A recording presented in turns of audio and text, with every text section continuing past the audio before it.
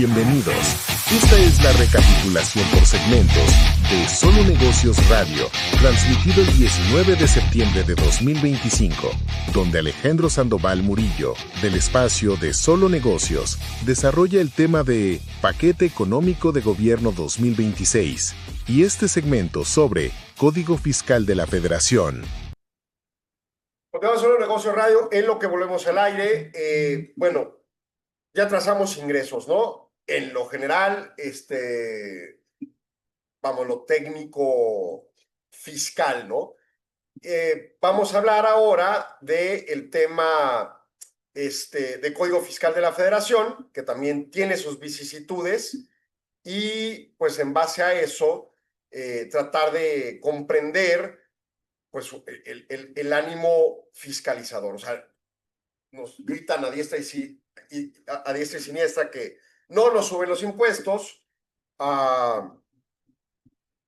pero, pues, por otro lado, la conducta fiscalizadora es extrema, ¿no?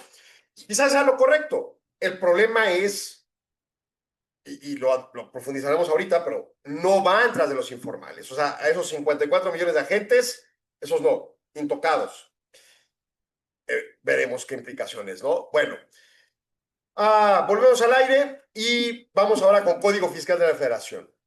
La mayoría de las reformas están orientadas a dotar al Servicio de Administración Tributaria de mayores facultades de fiscalización, control y sanción, fundamentalmente para combatir esquemas sofisticados de evasión y elusión fiscal, que van acompañados del tema, de los famosos comprobantes fiscales emitidos de manera irregular, o sea, que no son de una operación real, los EFOS famosos y los CEDOS, que es quien emite el comprobante sin que haya una operación real, y quien deduce el comprobante sin que haya una operación real. Entonces, hay varios temas alrededor de, por ejemplo, van a negar la inscripción al Registro Federal de Contribuyentes a personas morales si detectan que sus representantes legales o algún socio o accionista o alguna persona en su estructura orgánica del Consejo de Administración, por ejemplo, estén en las listas definitivas del 69B y del 69B bis y no hayan corregido su situación fiscal.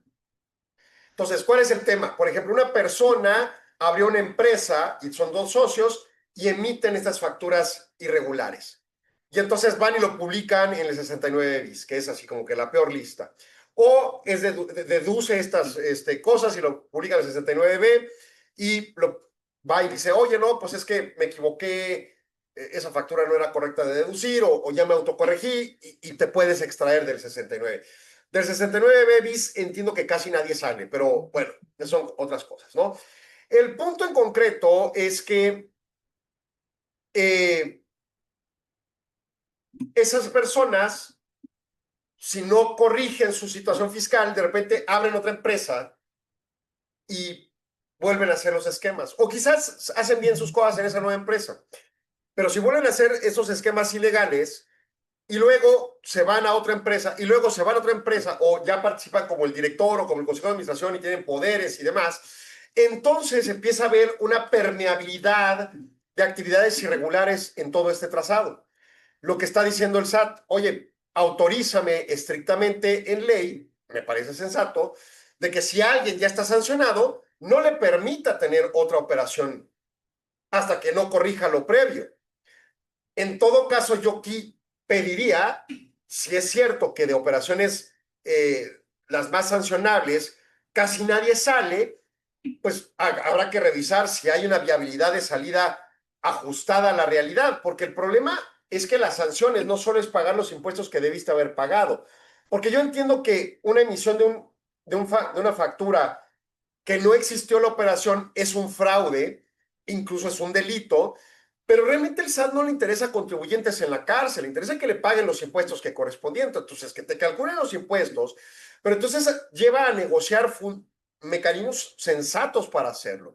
Luego también tenemos este asunto donde hay robo de identidad y de repente alguien que es un empleado que tiene una operación normal en su vida, con ingresos muy bajos, de repente es dueño de una empresa que cobra millones de pesos a diestra y siniestra, ¿no? Y entonces ahí ya tiene un tema vinculado a una estructura de gobierno que también debería estar vinculado al efecto. Entonces, ya nada, no nomás se trata de sancionar a los contribuyentes específicos que aparecen en las empresas, sino todo el trazado correspondiente, incluso ahora con sus cuentos de que están vinculados en empresas que venden combustible irregular y todos estos temas. O sea, extiendan bien el brazo de la ley y no solo quieran irse con los contribuyentes. Esa sería mi opinión. Cuando en concreto esa particularidad no lo veo realmente como algo negligente, solo es que el contexto completo se cubra. Dos, delitos de comprobantes fiscales falsos. Se adicionará al 113 bis del Código establecer un marco jurídico para armonizar la reforma constitucional de prisión preventiva oficiosa y castigar a quien por sí o interpósita persona expide, enajene, compre o adquiera y de efectos fiscales a los comprobantes fiscales falsos. O sea, ya tajantemente te van a poner la pistola en la cabeza, decir prisión preventiva oficiosa. Es inconstitucional, es violatoria de derechos humanos, está está inconforme a derechos humanos con acuerdos internacionales, pero al gobierno no le importa. Lo van a imponer, tienen el poder judicial, tienen el poder ejecutivo, tienen el poder legislativo, no les importa. Entonces, ya realmente poner la idea de, oye, cómprate una factura, ya no lo haga. Créame, va a haber una posición sumamente grave en la temática. Y buscarle no van a revisar a todos, aguas, ¿no? Aguas. Verificaciones de los comprobantes fiscales digitales emitidos por Internet y su determinación de falsedad. Hoy en día un CFDI no se puede determinar por falso, porque la palabra falso o verdadero es jurídicamente y conforme a principios generales del derecho y literatura jurídica, teoría general del derecho, está escudriñado sobre la base de decir, a ver, ese comprobante fue emitido por un órgano competente, pues sí, cuando yo lo timbro, va al SAT y se valida el RFC del emisor y del receptor, su código postal, su régimen fiscal y su nombre completo, automáticamente viene de vuelta y dice, sí, es válido el timbre. Y entonces un RFC válido, un CFDI válido, es verdadero. Bueno, eso es conforme a la teoría. Y así ha sido logrado determinarse en función de juicios. Pues para darle la vuelta al asunto, expresamente plantean, si la autoridad determina y no se corrige el asunto o no se subsana por parte del contribuyente que el CFDI amparó operaciones inexistentes, entonces, pues se va a declarar falso. Y entonces un CFDI falso da pie a la declaración para 69B, 69 bis y todas estas cuestiones de prisión preventiva oficiosa y demás. Entonces, están armando toda la estructura jurídica con la exageración de la prisión preventiva oficiosa y contraria a derechos humanos, pero todo lo malo lo están armando muy bien para evitar que, pues por la libre, de repente por errores normativos, no quede bien estructurado, ¿no? Y van a hacer las publicaciones de los emisores falsos en los portales del SAT, 69B, 69 bis, ¿no? Fortalecimiento de recaudación y limitación de defensa de medios de defensa. Orden obligatorio para la garantía de interés fiscal. Hoy en día una garantía de interés fiscal pues, se puede plantear bajo ciertos criterios. Hoy en día piden que se emita por billete de depósito con institución autorizada, que solo es el Banco del Bienestar. Y entonces ellos quieren que realmente haya un cumplimiento de los deudores mediante formas de garantía ágil y líquida para el fisco. Pero hay un problema. Los bancos del bienestar son microentidades físicamente hablados, alejados de la realidad en términos de los centros urbanos y aislados de la tecnología. O sea, no son entidades tecnológicas. Digo, hay personas que pierden su tarjeta, por ejemplo, los beneficiarios de programas sociales, que pierden su tarjeta y en 2 años no se la recuperan. Entonces, son entidades del siglo XVIII y ahí quieren que vayan a poner un billete de depósito, que además tiene que ser en efectivo, contrario a la ley antilavado, ¿no? Cuando hay otros mecanismos líquidos que deberían estar estructurados. Entonces aquí, pues a mi opinión, es bastante irregular la forma en que piden que opere esto, sobre todo porque el gobierno no le mete recursos a estas dependencias del gobierno para operar como entidades de alta tecnología del siglo XXI, ¿no? Punto. Eliminación de la dispensa de garantía en recursos de revocación. Obviamente cuando hablamos de garantía significa que vas a aplicar un medio de defensa y el gobierno dice, oye, está bien, pero garantízame que si pierdes el recurso vas a tener con qué pagar el asunto, ¿no? Y es algo completamente sensato y completamente legal e históricamente válido. Y entonces había mecanismos de dispensa, o sea, si yo metía un recurso de, revisión, de revocación, había una forma de dispensar la garantía en ciertos asuntos, buscando revertir, ahora buscan eliminar esta dispensa, buscando revertir conductas evasivas reiteradas, ¿no? O sea, que no sea una dilación de la capacidad de cobro del gobierno. Ok, va, creo que no está del todo mal. Aumento de recargos por mora. Esto es una exageración irracional, no vinculada al mercado.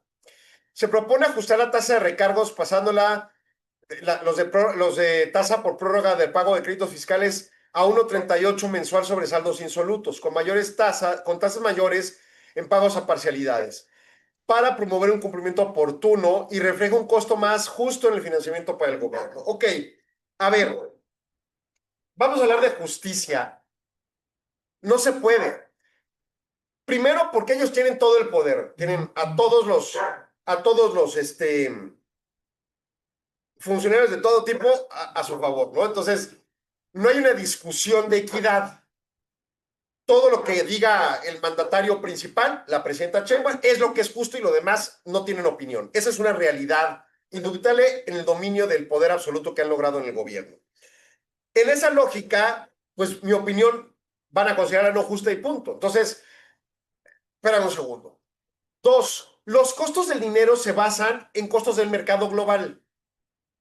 Por más que el gobierno diga que algo es justo, es su opinión y pueden imponerlo por ley, pero los costos están bajando, las tasas de interés globales están bajando.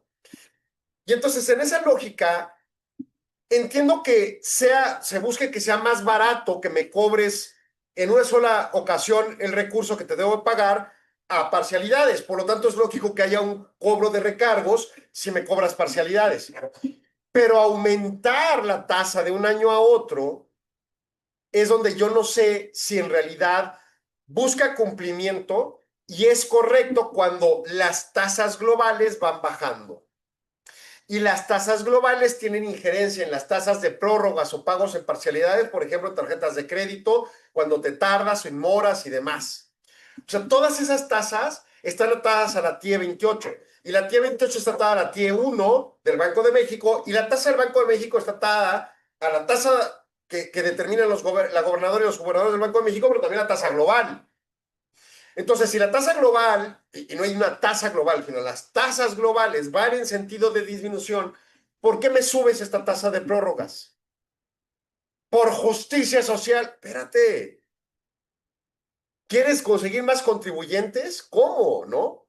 Realmente no tiene lógica esta tasa aumentada. Limitación a la reconsideración administrativa. Este es otro mecanismo de defensa donde se le cuestiona a la autoridad, oye, reconsidérame tal acto sobre determinación de créditos fiscales, buscando disminuir también abusos para dilatar, ¿no?, los actos de cobranza. Improcedencia de recursos de revocación por desconocimiento. Se incorpora como causal de improcedencia que el recurso de revocación, cuando el contribuyente manifieste desconocer el acto recurrido, pueda ser procedente.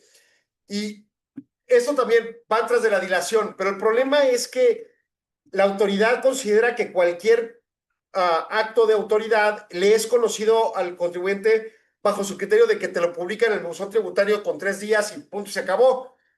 Me ha tocado ver actos de autoridad que no son conocidos y que por la reacción o el valor del dinero, el contribuyente dice, paga y ya. Pero no se notificaron. Y entonces, ¿qué te provoca? Que automáticamente te tengas que ir a juicio. Y para ir a juicio, forzosamente necesitas un abogado. No cualquier contribuyente sabe manejar un sistema de juicio contencioso administrativo. Entonces, encarecen las operaciones e inhiben los medios de defensa. Básicamente le está diciendo el gobierno al SAT, donde tú quieras ver cobranza express, dale, y si no se defiende, se friega. Oye, espérame, es una conducta abusiva, ¿no? Oye, que por otro lado ha habido conductas abusivas en contra de la autoridad, bueno, pues evalúa lo conducente. Pero, de nuevo, continúa la autoridad con esta teoría de gobierno de multianual, o sea, no del gobierno de Sheinbaum, no del gobierno de López Obrador, siempre lo he visto, de no puedo con el problema, cancélalo. Como aquella diputada que dijo un día, una diputada de Veracruz, no recuerdo su nombre ni me quiero acordar, que dijo, hay muchas muertes de mujeres, feminicidios, bueno, pues hagan un toque de queda en contra de las mujeres y ninguna mujer pueda salir después de las 10 de la noche. Pues doble victimización, ¿no? En este caso, no puedo contra las que abusan fiscalmente de los medios de defensa, fríguense a todos los contribuyentes. Gracias, gobierno, qué buena manera de resolver los problemas, ¿no? Otro tema más, sanción por falsedad de procedimientos fiscales. Se propone adicionar al 115 ter para sancionar a quien a sabiendas declara hechos o datos falsos o presente documentación falsa alterada en procedimientos del Código Fiscal. Bueno, entiendo eso es un fraude, ¿no? Ampliación de facultades de comprobación en información, acceso en línea a servicios digitales, adicionando el 30B del Código para que se presten servicios digitales a permitir a las autoridades en forma permanente acceso en línea y tiempo real a información con las operaciones del contribuyente.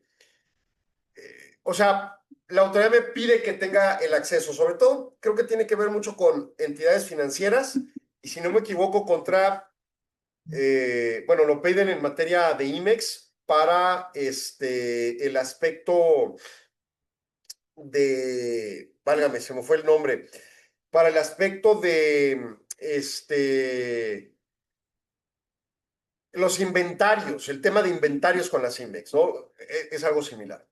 Verificación de cuentas financieras ampliada. Este es de los temas que yo no entiendo cómo no lo puede tener desde hace décadas, ¿no? O sea, siempre tenemos la idea de que si las cuentas bancarias fiscales y no las fiscales y constantemente tenemos que estar diciéndole a la gente todas las cuentas son fiscalizables, pero en realidad no tienen tanto acceso por ley el SAT. Dices, bueno, pues ya reformen lo que tengan que reformar y revisen las cuentas bancarias para que realmente pueda hacer una revisión plena la autoridad y se quite de temas al respecto, ¿no? Es una conducta suprafiscalizadora, sí, quizá no le entiendan a los estados de cuenta, me queda claro, habrá que trabajar en mecanismos de revisión más eficiente y procedimientos más adecuados al respecto, pero pues yo creo que el acceso no debería tener gran tema, ¿no? Depuración del RFC por inactividad, se reforman causales de suspensión y cancelaciones de los registros de contribuyentes por contribuyentes inactivos que no presentan declaraciones o no hayan sido informados por terceros y no hayan emitido ni recibido comprobantes fiscales durante los últimos 3 a 5 ejercicios inmediatos anteriores respectivamente. Se enfoca a mejorar mecanismos de control correspondiente. Restricción por simulación de insolvencia a los sellos digitales. Yo creo que tiene que haber un juicio de insolvencia pleno para los efectos y detalles de requerimientos de información en auditorías con orden, metodología y características para relacionar las operaciones con el contribuyente. Buscan hacer más estándar los procedimientos de revisión. No lo veo tan exagerado, ¿no? Bueno, me piden corte, regresamos en segundos, no se vaya, siga en Solo Negocios. Agradecemos su atención. Solo Negocios Radio se transmite de lunes a viernes de 4 a 5 p.m.